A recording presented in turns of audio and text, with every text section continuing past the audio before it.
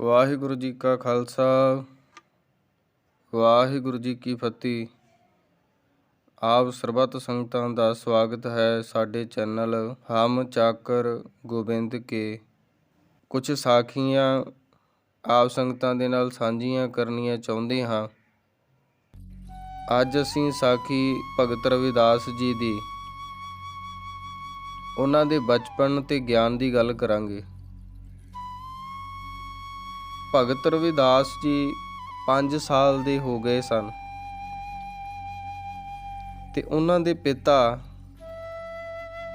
ਜਿਨ੍ਹਾਂ ਦਾ ਨਾਮ ਸੀ ਸੰਤੋਖ ਦਾਸ ਜੀ, ਉਹਨਾਂ ਨੇ ਸੋਚਿਆ ਕਿ ਰਵਿਦਾਸ ਜੀ ਨੂੰ ਵਿਦਿਆ ਵਾਸਤੇ ਕਿਸੇ ਪੰਡਿਤ ਦੇ ਕੋਲ ਭੇਜਿਆ ਜਾਵੇ। ਸੰਤੋਖ ਦਾਸ ਜੀ ਆਪਣੇ ਸੁਪੁੱਤਰ ਰਵਿਦਾਸ ਜੀ ਨੂੰ ਨਾਲ ਲੈ ਕੇ ਪੰਡਿਤ ਸ਼ਾਰਦਾਨੰਦ ਦੇ ਕੋਲ ਪਹੁੰਚੇ। ਉਹਨਾਂ ਨੇ ਆਪਣੇ ਨਾਲ ਪਤਾਸੇ ਤੇ ਕੁਝ ਪੈਸੇ ਲੈ ਕੇ ਤੇ ਪੰਡਿਤ ਨੂੰ ਜਾ ਕੇ ਪੈਸੇ ਤੇ ਪਤਾਸੇ ਦਿੱਤੇ। ਤੇ ਉਹ ਜਿਹੜੇ ਪੈਸੇ ਸਨ ਸੰਤੋਖ ਦਾਸ ਜੀ ਕੋਲੋਂ ਜਿਹੜੇ ਪੰਡਿਤ ਨੇ ਲਏ ਸਨ, ਉਹ ਪੈਸੇ ਪੰਡਿਤ ਨੇ ਆਪਣੇ ਕੋਲ ਰੱਖ ਲਏ ਤੇ ਪਤਾਸੇ ਬੱਚਿਆਂ ਵਿੱਚ ਵੰਡ ਦਿੱਤੇ ਸਨ। ਪੰਡਿਤ ਜੀ ਨੇ ਰਵਿਦਾਸ ਜੀ ਦੇ ਪਿਤਾ ਜੀ ਨੂੰ ਕਿਹਾ ਕਿ ਤੁਸੀਂ ਚਿੰਤਾ ਨਾ ਕਰੋ, ਮੈਂ ਤੁਹਾਡੇ ਪੁੱਤਰ ਰਵਿਦਾਸ ਨੂੰ ਸਿੱਖਿਆ ਦੇ ਵਿੱਚ ਨਿਪੁੰਨ ਕਰ ਦੇਵਾਂਗਾ। ਪਿਤਾ ਸੰਤੋਖ ਦਾਸ ਜੀ ਬਾਲਕ ਰਵਿਦਾਸ ਜੀ ਨੂੰ ਦਾਖਲਾ ਕਰਵਾ ਕੇ ਵਾਪਸ ਆ ਗਏ ਤੇ ਪੰਡਿਤ ਜੀ ਨੇ ਰਵਿਦਾਸ ਜੀ ਨੂੰ ਕੱਕਾ, ਖੱਖਾ, ਗੱਗਾ 35 ਅੱਖਰੀ ਆਦਿ ਸ਼ਬਦ ਪੜ੍ਹਨ ਅਤੇ ਸਿੱਖਣ ਲਈ ਦਿੱਤੇ। ਪਰ ਰਵਿਦਾਸ ਜੀ ਚੁੱਪਚਾਪ ਬੈਠੇ ਰਹੇ। ਪੰਡਿਤ ਨੇ ਜੋ ਵੀ ਬੋਲਣ ਨੂੰ, ਸਿੱਖਣ ਨੂੰ ਕਿਹਾ ਸੀ, ਰਵਿਦਾਸ ਜੀ ਕੁਝ ਬੋਲੇ ਨਾ, ਚੁੱਪਚਾਪ ਬੈਠੇ ਰਹੇ। ਇਹ ਸਾਰਾ ਮਾਹੌਲ ਦੇਖ ਕੇ ਪਾਠਸ਼ਾਲਾ ਦੇ ਸਾਰੇ ਵਿਦਵਾਨ, ਜਿੰਨੇ ਵੀ ਉੱਥੇ ਪੰਡਿਤ ਸਨ, ਰਵਿਦਾਸ ਦੇ ਕੋਲ ਆ ਕੇ ਕਹਿਣ ਲੱਗੇ, ਇਹ ਬਾਲਕ ਬੜਾ ਚੁੱਪਚਾਪ ਬੈਠਾ ਹੈ। ਤੇ ਸਭ ਕਹਿਣ ਲੱਗੇ ਕਿ ਇਹ ਜਿਹੜਾ ਬਾਲਕ ਹੈ ਨੀਚ ਕੁਲ ਜਾਤੀ ਦਾ ਹੈ, ਇਸ ਦੀ ਕਿਸਮਤ ਵਿੱਚ ਵਿਦਿਆ ਕਿੱਥੇ ਲਿਖੀ ਹੋਈ ਹੈ, ਇਸ ਨੂੰ ਤਾਂ ਵਿਦਿਆ ਦੀ ਸਾਰ ਹੀ ਨਹੀਂ ਕਿ ਵਿਦਿਆ ਹੁੰਦੀ ਕੀ ਹੈ। ਤੇ ਸਾਰੇ ਪੰਡਿਤ ਉੱਤੇ ਹੱਸਣ ਲੱਗੇ। ਰਵਿਦਾਸ ਉੱਤੇ ਹੱਸਦਿਆਂ ਬਹੁਤ ਸ਼ਬਦ ਬੋਲੇ, ਨੀਚ ਜਾਤੀ ਦਾ ਵੀ ਕਹਿ ਦਿੱਤਾ।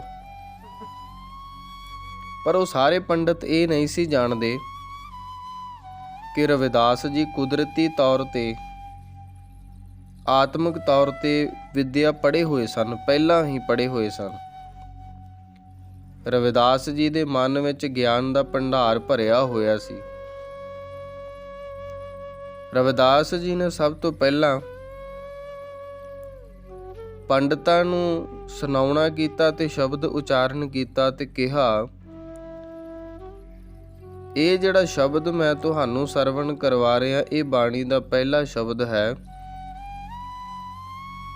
ਜੋ ਆਪ ਜੀ ਦੀ ਪਾਠਸ਼ਾਲਾ ਵਿੱਚ ਸਭ ਤੋਂ ਪਹਿਲਾਂ ਉਚਾਰਨ ਕੀਤਾ ਹੋਇਆ ਸੀ। ਕਿਉਂਕਿ ਰਵਿਦਾਸ ਜੀ ਤਾਂ ਪਹਿਲੇ ਦਿਨ ਉੱਥੇ ਪਾਠਸ਼ਾਲਾ ਵਿੱਚ ਪਹੁੰਚੇ ਸਨ, ਪਰ ਉਹਨਾਂ ਨੂੰ ਕਿਵੇਂ ਪਤਾ ਕਿ ਇਸ ਪਾਠਸ਼ਾਲਾ ਵਿੱਚ ਸਭ ਤੋਂ ਪਹਿਲਾਂ ਜਿਹੜਾ ਸ਼ਬਦ ਉਚਾਰਨ ਹੋਇਆ ਸੀ ਉਹ ਕੀ ਸੀ।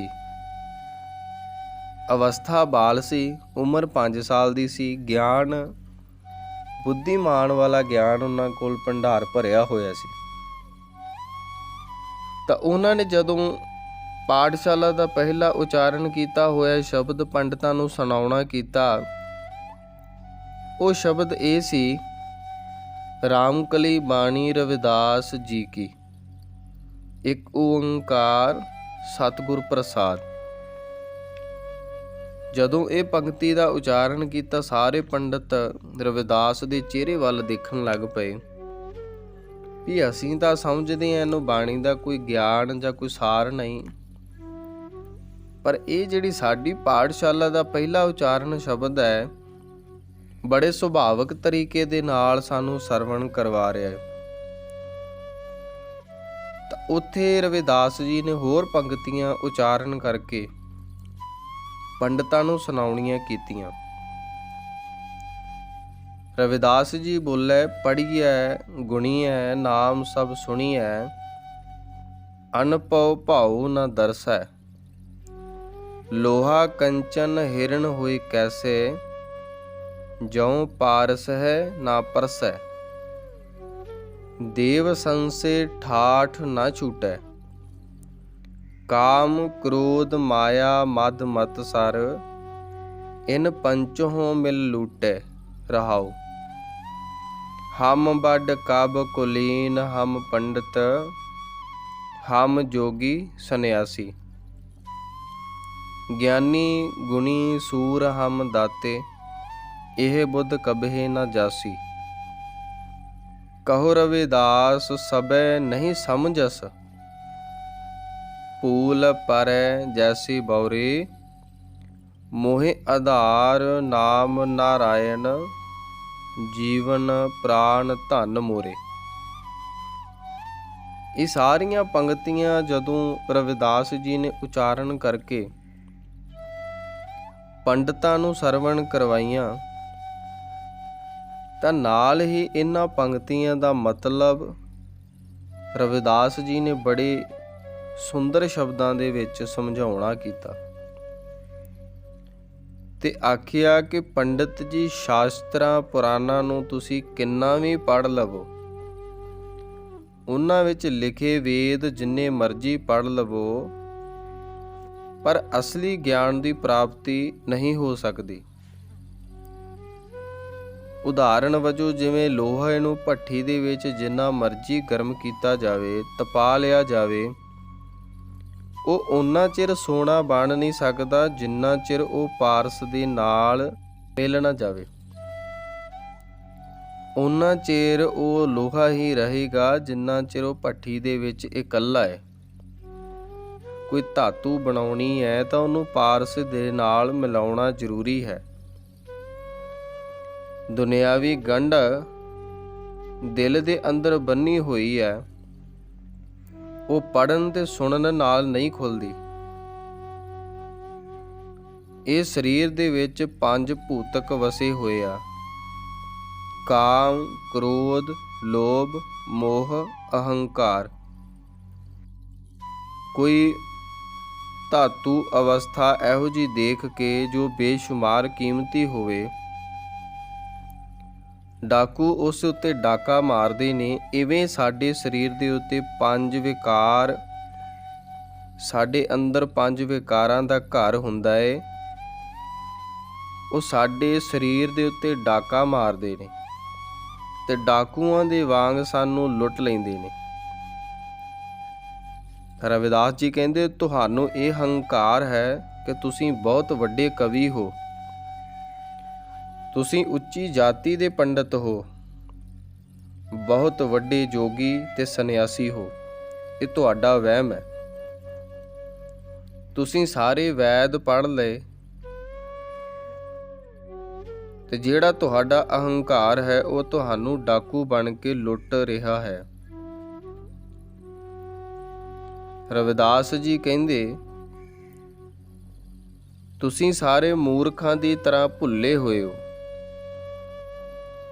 ਉਸ ਅਕਾਲ ਪੁਰਖ ਪਰਮੇਸ਼ਰ ਵਾਹਿਗੁਰੂ ਦੀ ਸੱਚੀ ਸਿਫਤ ਤੋਂ ਬਹੁਤ ਦੂਰ ਬੈਠੇ ਹੋ। ਤੁਹਾਨੂੰ ਉਸ ਪਰਮੇਸ਼ਰ ਦੇ ਨਾਮ ਦਾ ਗਿਆਨ ਹੀ ਨਹੀਂ, ਉਸ ਗਿਆਨ ਨੂੰ ਸਮਝਦੇ ਹੀ ਨਹੀਂ। ਤੇ ਮੈਂ ਉਸ ਅਕਾਲ ਪੁਰਖ ਪਰਮੇਸ਼ਰ ਨਾਰਾਇਣ ਦੇ ਨਾਮ ਨੂੰ ਆਸਰਾ ਬਣਾ ਕੇ ਧਿਆਉਣਾ ਹਾਂ, ਜਪਦਾ ਹਾਂ, ਤੇ ਉਹ ਅਕਾਲ ਪੁਰਖ ਪਰਮੇਸ਼ਰ ਮੇਰੇ ਪ੍ਰਾਣਾਂ ਦੀ ਰੱਖਿਆ ਵੀ ਕਰਦਾ ਹੈ। ਤੇ ਕੇਵਲ ਵਿਦਿਆ ਪੜ੍ਹ ਕੇ ਈਸ਼ਵਰ ਦੀ ਪ੍ਰਾਪਤੀ ਨਹੀਂ ਹੁੰਦੀ। ਬਾਲਕ ਰਵਿਦਾਸ ਦੇ ਮੂੰਹੋਂ ਇਹ ਸਾਰੇ ਬਚਨ ਸੁਣ ਕੇ ਉਹਨਾਂ ਦੇ ਪੈਰਾਂ ਹੇਠੋਂ ਜ਼ਮੀਨ ਨਿਕਲ ਗਈ ਤੇ ਢਹਿ ਕੇ ਰਵਿਦਾਸ ਜੀ ਦੇ ਚਰਨਾਂ ਵਿੱਚ ਆਪਣਾ ਸੀਸ ਝੁਕਾਇਆ ਤੇ ਸਾਰੇ ਇਕੱਠੇ ਹੋ ਕੇ ਆਪਣੇ ਚਾਕਰਾਂ ਨੂੰ ਬੋਲਣ ਲੱਗੇ, ਰਵਿਦਾਸ ਜੀ ਦੇ ਪਿਤਾ ਸੰਤੋਖ ਦਾਸ ਜੀ ਨੂੰ ਬੁਲਾਇਆ ਜਾਵੇ। ਜਦੋਂ ਰਵਿਦਾਸ ਜੀ ਦੇ ਪਿਤਾ ਜੀ ਪੰਡਤਾਂ ਦੇ ਕੋਲ ਪਹੁੰਚੇ ਤਾਂ ਉਹਨਾਂ ਨੂੰ ਸਾਰੀ ਵਾਰਤਾਲਾਪ ਬੜੇ ਵਿਸਥਾਰ ਪੂਰਵਕ ਸਮਝਾਇਆ ਕਿ ਆਪ ਜੀ ਦਾ ਬੱਚਾ ਰਵਿਦਾਸ ਜੀ ਤਾਂ ਪਹਿਲਾਂ ਹੀ ਗਿਆਨ ਪ੍ਰਾਪਤ ਕਰਕੇ ਆਇਆ ਹੋਇਆ ਹੈ। ਇਸ ਨੂੰ ਪੜ੍ਹਾਉਣ ਵਾਸਤੇ, ਇਸ ਨੂੰ ਸਿੱਖਿਆ ਤੇ ਵਿਦਿਆ ਦੇਣ ਵਾਸਤੇ ਸਾਡੇ 'ਚ ਇੰਨੀ ਸਮਰੱਥਾ ਹੈ ਨਹੀਂ ਕਿ ਅਸੀਂ ਇਸ ਨੂੰ ਗਿਆਨ ਦੇ ਸਕੀਏ। ਜਿਹੜਾ ਪਹਿਲਾਂ ਹੀ ਪੜ੍ਹਿਆ ਹੋਇਆ ਏ, ਅਸੀਂ ਕੌਣ ਹੁੰਦੇ ਹਾਂ ਉਹਨੂੰ ਪੜ੍ਹਾਉਣ ਵਾਲੇ। ਤਾਂ ਜਦੋਂ ਇੰਨੀਆਂ ਗੱਲਾਂ ਰਵਿਦਾਸ ਜੀ ਦੇ ਪਿਤਾ ਸੰਤੋਖ ਦਾਸ ਜੀ ਨੇ ਸੁਣੀਆਂ ਤਾਂ ਉਹ ਵੀ ਹੈਰਾਨ ਹੋ ਗਏ। ਤਾਂ ਪੰਡਤਾਂ ਨੇ ਭਗਤ ਰਵਿਦਾਸ ਜੀ ਦੀ ਵਡਿਆਈ ਕਰਦਿਆਂ ਰਵਿਦਾਸ ਜੀ ਦੇ ਪਿਤਾ ਜੀ ਨੂੰ ਦੱਸਿਆ ਕਿ ਇਹਨਾਂ ਦੇ ਵਿਚਾਰ ਇੰਨੇ ਕੁ ਡੂੰਘੇ ਹਨ ਜਿੱਥੇ ਗਿਆਨ ਤੇ ਵਿਗਿਆਨ ਪਹੁੰਚ ਨਹੀਂ ਸਕਿਆ, ਪਰ ਰਵਿਦਾਸ ਜੀ ਉੱਥੋਂ ਤੱਕ ਪਹੁੰਚ ਕਰ ਚੁੱਕੇ ਨੇ। ਇਸ ਲਈ ਇਸ ਬਾਲਕ ਨੂੰ ਪੜ੍ਹਾਉਣ ਵਾਸਤੇ ਸਾਡੇ 'ਚ ਇੰਨਾ ਬਲ ਨਹੀਂ ਹੈ। ਤੇ ਨਾਲ ਹੀ ਉਹਨਾਂ ਨੇ ਆਖਿਆ ਕਿ ਇਹ ਬਾਲਕ ਆਉਣ ਵਾਲੇ ਸਮੇਂ ਦੇ ਵਿੱਚ ਸੰਸਾਰ ਦਾ ਉਧਾਰ ਕਰੇਗਾ। ਤੇ ਨਾਲ ਹੀ ਉਹਨਾਂ ਨੇ ਆਖਿਆ ਕਿ ਜਿਹੜਾ ਇਨਸਾਨ ਉਸ ਅਕਾਲ ਪੁਰਖ ਪਰਮੇਸ਼ਵਰ ਦੇ ਦਿੱਤੇ ਹੋਏ ਹੁਕਮ ਅਨੁਸਾਰ ਨਾਮ ਜਪਦਾ ਹੈ, ਉਸ ਉੱਤੇ ਵਾਹਿਗੁਰੂ ਪਰਮੇਸ਼ਵਰ ਦੀ ਅਟੁੱਟ ਕਿਰਪਾ ਹੁੰਦੀ ਹੈ ਤੇ ਗਿਆਨ ਦੀ ਪ੍ਰਾਪਤੀ ਹੁੰਦੀ ਹੈ। ਤੋ ਸਤਿਗੁਰਾਂ ਜੀ ਦੇ ਨਾਮ ਨੂੰ ਧਿਆਉਣਾ ਚਾਹੀਦਾ ਹੈ, ਜਪਣਾ ਚਾਹੀਦਾ ਹੈ, ਸਮਝਣਾ ਚਾਹੀਦਾ ਹੈ ਕਿ ਬਾਣੀ ਸਾਨੂੰ ਸਮਝਾ ਕੀ ਰਹੀ ਹੈ। ਆਤਮਿਕ ਤੌਰ ਤੇ ਅਸੀਂ ਬਾਣੀ ਪੜ੍ਹਦੇ ਹਾਂ ਪਰ ਉਹਨੂੰ ਵਿਚਾਰਦੇ ਨਹੀਂ, ਸੁਣਦੇ ਹਾਂ ਹਿਰਦੇ 'ਚ ਵਸਾਉਂਦੇ ਨਹੀਂ। ਸਤਿਗੁਰਾਂ ਦਾ ਹੁਕਮ ਹੈ, ਹੁਕਮ ਹੈ ਅੰਦਰ ਸਭ ਕੋ ਬਾਹਰ ਹੁਕਮ ਨਾ ਕੋਈ। ਸਤਿਗੁਰਾਂ ਦੇ ਭਾਣੇ ਅੰਦਰ ਰਹਿ ਕਰਕੇ, ਸਤਿਗੁਰਾਂ ਦੇ ਭਾਣੇ ਨੂੰ ਮੰਨ ਕੇ ਹਿਰਦੇ 'ਚ ਬਾਣੀ ਨੂੰ ਵਸਾਉਣਾ ਚਾਹੀਦਾ ਹੈ।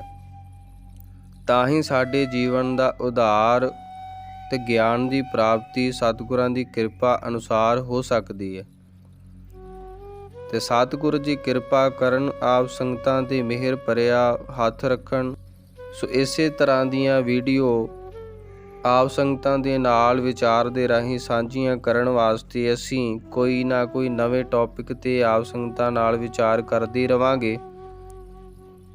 ਚੈਨਲ ਨੂੰ ਸਬਸਕ੍ਰਾਈਬ ਕਰ ਦਿਓ, ਬੈਲ ਆਈਕਨ ਨੂੰ ਆਲ ਕਰ ਦਿਓ ਤਾਂ ਜੋ ਸਾਡੀ ਆਉਣ ਵਾਲੀ ਵੀਡੀਓ ਦਾ ਨੋਟੀਫਿਕੇਸ਼ਨ ਤੁਹਾਨੂੰ ਸਭ ਤੋਂ ਪਹਿਲਾਂ ਮਿਲ ਸਕੇ। ਆਪ ਸੰਗਤਾਂ ਸਾਡੇ ਨਾਲ ਜੁੜੇ ਰਹੋ।